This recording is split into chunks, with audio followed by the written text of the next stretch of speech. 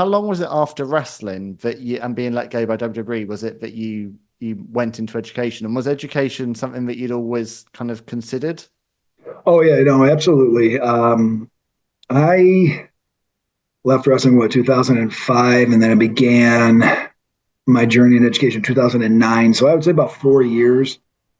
During that time, I lived in Los Angeles. I had worked on several productions, written several screenplays, one of which was Assassin and Son, which is currently and hopefully heading towards pre-production with State Street Productions company here in the United States. And it was a screenplay that I wrote with Shad Gaspard, who had passed away a few years ago.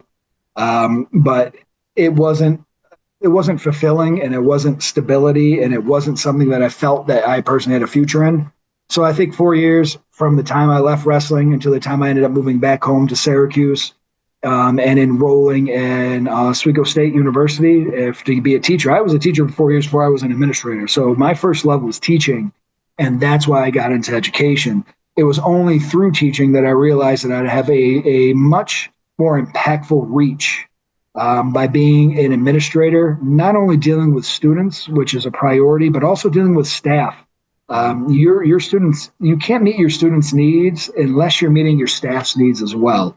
Yeah. And so from an assistant principal to a principal to a director of human resources, I've always strongly believed in the utility of the teaching position. If people are happy with what they're doing, if they're satisfied and they're taken care of and they're supported, then they can support the students, which is what is most important.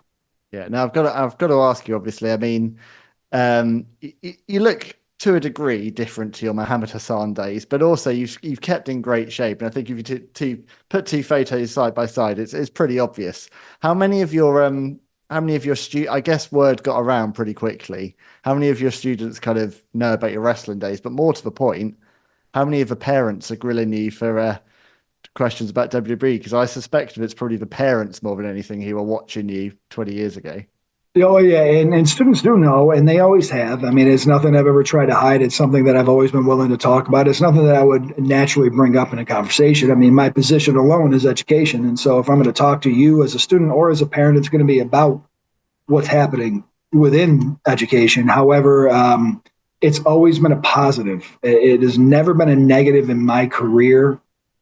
When working with families, it's always been a my way in, and it's always allowed me a certain level of respect within the communities that I've worked in, which has really been two, Hannibal and Fulton, which are both Oswego County communities.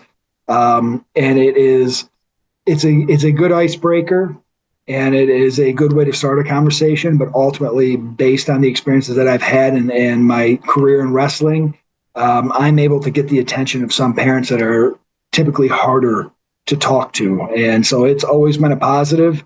And it always has allowed me to use my former position as a way to really talk to kids and their families to make them hear me when I tell them how important their education is.